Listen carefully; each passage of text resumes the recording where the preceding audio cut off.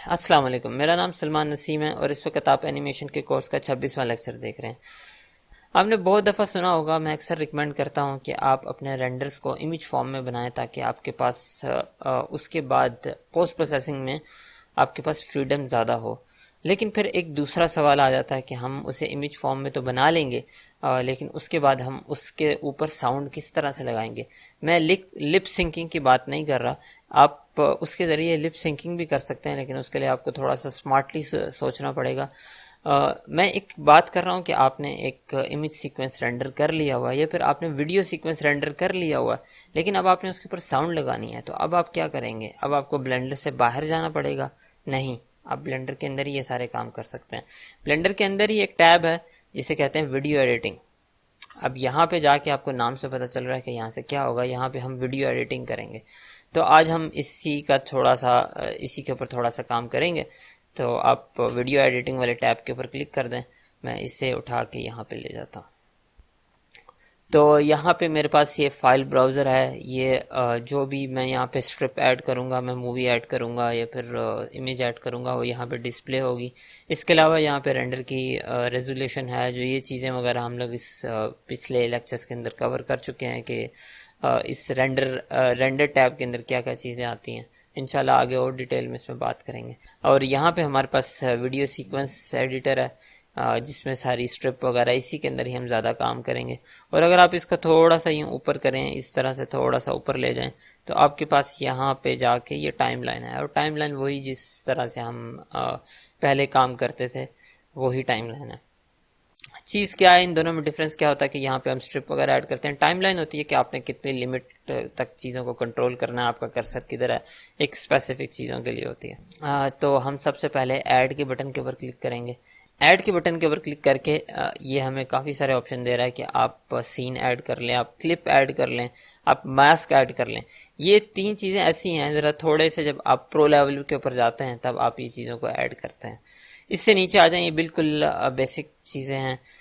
Movie clip add کر سکتے ہیں، یا پھر ساؤنڈ ایڈ کر سکتے ہیں، یا پھر امیج سیکوینس ایڈ کر سکتے ہیں۔ اس کے علاوہ کلر اینڈ ٹیکسٹ وغیرہ یہ چیزیں ایڈ کر سکتے ہیں۔ ایفیکٹس کے اندر جا کے اگر ہم دیکھتے ہیں تو کافی سارے ایفیکٹس ہیں جو ہم بنا سکتے ہیں۔ میں امیج سیکوینس کے اوپر کلک کرتا ہوں، تو یہاں پہ میں نے ایک میری شارٹ فلم ہے جس کا نام سٹاپ تھا، اس کے یہ سارے آپ کہہ لیں کہ بیک اینڈ کی سارے رینڈر ہوئی چیزیں پڑی ہیں، جس میں اگر آپ جا کے دیکھتے ہیں تو ایک ایک فولڈر کے اندر ساری چیزیں یہ رینڈر کر کے رکھی ہوئی ہیں، امیج فارم کے اندر یہ ساری رینڈر ہوئی ہوئی ہیں۔ تو یہاں سے جا کے میں سب سے پہلے تو صرف اس امیج کو سلیکٹ کروں گا، کیونکہ میری جو فلم سٹارٹ ہوتی تھی اس میں صرف اور صرف یہ امیج تھا، اس کے علاوہ ایک امیج سے سٹارٹ ہوتی تھی، اس کے علاوہ اور کچھ نہیں تھا۔ اس میں جب بھی کوئی اسٹرپ ایڈ ہوتی ہے اس کے دونوں طرف ایک ہینڈلز ہوتے ہیں، لائک اگر میں اس ہینڈل کے اوپر کلک کرتا ہوں اور میں جو گریب والی ہمارے پاس 3D کے اندر کمانڈ ہوتی ہے، اگر اس کے ذریعے میں اس کو اس طرح سے آگے پیچھے لے کے جاتا ہوں تو اس کی میں ڈیوریشن کم یا زیادہ کر سکتا ہوں۔ اگر آپ دیکھتے ہیں تو یہاں پہ اوپر لکھا ہوا ہے کہ یہاں تک آ کے 1 سیکنڈ ہو رہا ہے، یہاں پہ آ کے 2 سیکنڈ ہو رہے ہیں، اس طرح کر کے انہوں نے لکھا ہوا ہے۔ اور اگر آپ فریم بائی فریم دیکھتے ہیں تو نیچے فریم بائی فریم بھی آ رہا ہے۔ اگر اس طرح سے نیچے دیکھتے ہیں تو یہ لائن کے اوپر جا کے 1 سیکنڈ ہوتا ہے، اور اسی طرح دوسری لائن کے اوپر 2 سیکنڈ، اور اسی طرح آگے یہ چلتا رہتا ہے۔ اور ہم نے ابھی ایک امیج ایڈ کر لی، اس کے بعد ہم اسے اپنے حساب سے ایڈجسٹ کر سکتے ہیں۔ اس کے بعد کرسر کو آگے لے کے جاتے ہیں۔ اس کے بعد میں دوبارہ سے ایڈ کے بٹن کے اوپر کلک کرتا ہوں اور دوبارہ سے امیج سیکوینس میں جاتا ہوں۔ اب کی بار میں سب کچھ ایڈ کر لیتا ہوں، اے دباؤں گا تو سب کچھ سلیکٹڈ ہو جائے گا۔ میں ایڈ امیج اسٹرپ کے اوپر کلک کر دیتا ہوں تو یہ ایک امیج اسٹرپ میرے پاس ایڈ ہو جائے گی۔ اور اگر میں اسے اب یہاں پہ رکھ کے اسے تھوڑا سا یوں آگے ڈریگ کروں گا تو یہ بالکل اس کی جگہ پہ آ جائے گی کہ دونوں کے درمیان میں جو میں نے پہلے ایک اسٹرپ ایڈ کی تھی ان دونوں کے درمیان میں کوئی بھی ڈسٹینس نہیں رہے گا۔ اب میرے سامنے یہ چیز ہے کہ جو ہمارا اینڈ فریم ہے وہ بہت کم ہے، اور ہماری جو لمٹ ہے وہ بہت زیادہ اس پہ ہے۔ تو میں کیا کروں گا، میں کرسر کو یہاں پہ آگے لے جاؤں گا، بلکہ یہ اس سے بھی آگے جائے گا کیونکہ اور بھی چیزیں ایڈ ہونی ہیں اس کے اندر۔ تو اس کے بعد جب میرا کرسر یہاں پہ ہوگا تو میں جسٹ یہاں پہ جاؤں گا، پلینگ کے اوپر جاؤں گا اور سیٹ اینڈ فریم کے اوپر کلک کر دوں گا، تو وہ خود ہی فریم کو اینڈ فریم کے اوپر سیٹ کر دے گا۔ اسی طرح میں اگر ایڈ کے بٹن کے اوپر کلک کرتا ہوں اور اس کے بعد میں ساؤنڈ کے اوپر جاتا ہوں تو یہاں پہ میں نے ساؤنڈ اس کی پہلے سے رکھی ہوئی تھی، اور میں اس کو جسٹ اس کے اوپر کلک کر کے میں ایڈ کر دیتا ہوں. اور اگر میں ساؤنڈ کے اوپر جاتا ہوں اور ساؤنڈ کے اوپر میرے پاس اس طرح کے آپشنز ہیں کہ میں اگر سائڈ پہ جا کے ڈسپلے ویو فارم کے اوپر کلک کرتا ہوں تو یہ اس طرح سے شو کرنا شروع کر دے گا کہ اس کے اندر آڈیو کی ویو فارم کس طرح کی ہے. اور یہاں پہ اگر میں پلے بیک کے اوپر جاتا ہوں اور آڈیو اسکربنگ کے اوپر چیک کرتا ہوں, یہاں پہ میں اے وی آئی سنک کے اوپر چیک کرتا ہوں.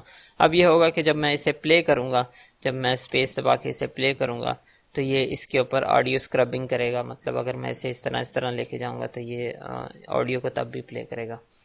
اسی طرح میں نے جو امیج ایڈ کی تھی اس کے اوپر میرے پاس آپشن ہوتے ہیں. لائک میں آف سیٹ کر سکتا ہوں اس کو. اگر میرے پاس امیج چھوٹی ہے میں جسٹ اس کے اوپر کلک کروں گا.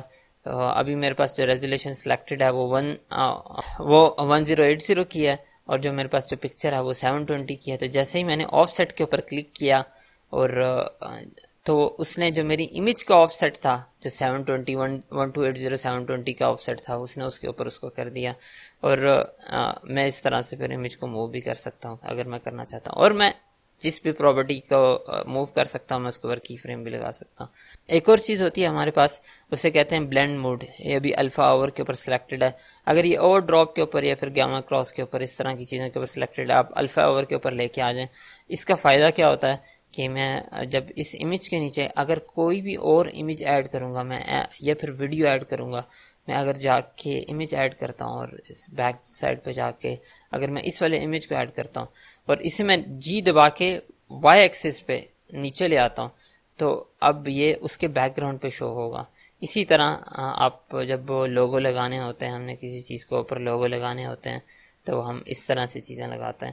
اور اسی طرح اگر میں نے مووی کلپ ایڈ کرنے ہیں یا پھر ساؤنڈ ایڈ کرنی ہے یا پھر ٹیکسٹ ایڈ کرنا ہے, اگر میں نے ٹیکسٹ ایڈ کرنا ہے تو جسٹ میں یہاں پہ ٹیکسٹ لکھوں گا, کون سا فونٹ سلیکٹ کرنا ہے اس فونٹ پہ جا کے. فار ایگزامپل اگر میں یہاں لکھتا ہوں HD شیٹ اور میرے پاس یہاں پہ اس کا سائز آ رہا ہے, میں سائز بڑا کر سکتا ہوں. اس کا رنگ آ رہا ہے, رنگ میں سلیکٹ کر سکتا ہوں. اور اس کے علاوہ جا کے میں اس کا فونٹ سلیکٹ کر سکتا ہوں جو سا فونٹ مجھے چاہیے. لائک اگر مجھے یہ فونٹ چاہیے تو میں جسٹ اس کو سلیکٹ کر دوں گا. اور اسی طرح کے تھوڑے بہت آپشن ہیں اس کے اندر. اس کو میں سینٹر کرنا چاہتا ہوں یا پھر لیفٹ سائڈ پہ کرنا چاہتا ہوں یا رائٹ سائڈ پہ کرنا چاہتا ہوں. اور اس کی لوکیشن کو اگر میں چینج کرنا چاہتا ہوں اس طرح سے, اور اس کو میں اینیمیٹ بھی کر سکتا ہوں. اگر میں کی فریم لگاتا ہوں تو اس کو میں اینیمیٹ بھی کر سکتا ہوں. اور اسی طرح میں اس کے اوپر شیڈو بھی لگا سکتا ہوں, جس کو اگر آپ کہہ لیں جس کو فوٹو شاپ میں آپ کہہ لیں کہ اسٹروک بھی کہا جاتا ہے. یہ اسٹروک نہیں ہے ایکچولی, یہ شیڈو ہے. فوٹو شاپ میں بھی شیڈو ہی ہوتا ہے. خیر اسی طرح آپ چیزیں اگر ایڈ کر سکتے ہیں اس کے اوپر. اب میں فردر کچھ بھی کیے بغیر جو اس وقت میں نے اس کی فائنل فائل بنائی تھی میں اس کو کھول لیتا ہوں تاکہ آپ کو آئیڈیا ہو جائے کہ ہم چیزوں کو کس طرح سے ایڈٹ کرتے ہیں.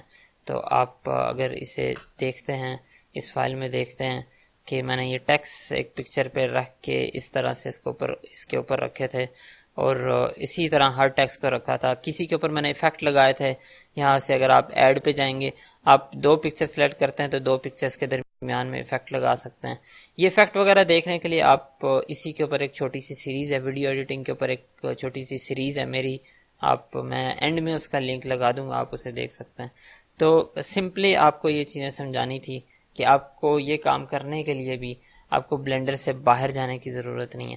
میں اس شارٹ فلم کا لنک بھی اور اس ٹیوٹوریل سیریز کا video editing blender as a video editor کی ٹیوٹوریل سیریز کا لنک بھی اینڈ میں لگا دوں گا.